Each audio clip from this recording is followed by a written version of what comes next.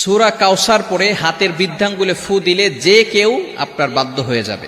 এটা পবিত্র কোরআনুল কারীমের একটি সূরা। পবিত্র কোরআনুল কারীমের ভিতরে ছোট্ট একটি সূরা হচ্ছে সূরাতুল কাউসার।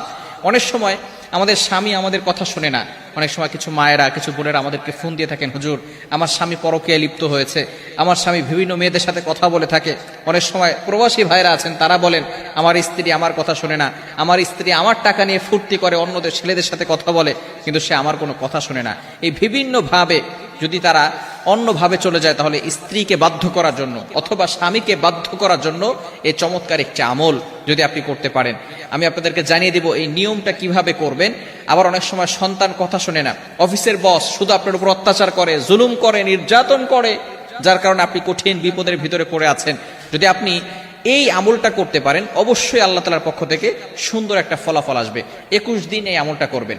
আমলটি করবেন কিভাবে আমি আপনাদেরকে ভালো করে বলে দিচ্ছি। প্রথমে আপনি ওযু করবেন, পবিত্র অবস্থায় থাকবেন, অবশ্যই পবিত্র থাকতে হবে। এরপরে আপনি ফজরের নামাজের পরে অবশ্যই ফজরের নামাজ পড়বেন, কারণ ফজরের ভিতরে বরকত রয়েছে। ফজরের নামাজ পড়ে আপনি পবিত্র হয়ে ওই নামাজের স্থানে যদি আপনি পড়তে পারেন আলহামদুলিল্লাহ ভালো। আর যদি সেখান থেকে উঠে অন্য কোনো কাজ করেন, তারপরে অজু অবস্থায় যদি সেখানে বসেন কোনো সমস্যা নাই, পড়তে পারবেন।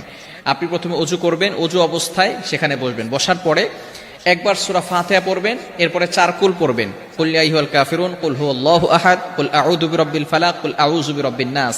এটা পড়ে আপনার বুকে ফু দিবেন এবং পুরো শরীরকে মাসাজ করে দিবেন, আপনার শরীর বন্ধ হয়ে যাবে।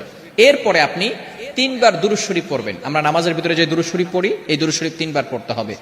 এই দুরূদ শরীফ 3 বার বলার পরে এরপর আপনি আউযু বিল্লাহ বিসমিল্লাহ সহকারে সূরা কাউসার পড়বেন 21 বার। কতবার? সূরা কাউসার 21 বার পড়তে হবে আউযু বিল্লাহ বিসমিল্লাহ সহকারে। 21 বার পড়ার পরে আপনার এই বৃদ্ধাঙ্গুলটা এই যেখানে আমরা করগুনি 1 2 3 একের জায়গায় রেখে এরপরে আপনি এটাকে মুষ্টিবদ্ধ করবেন।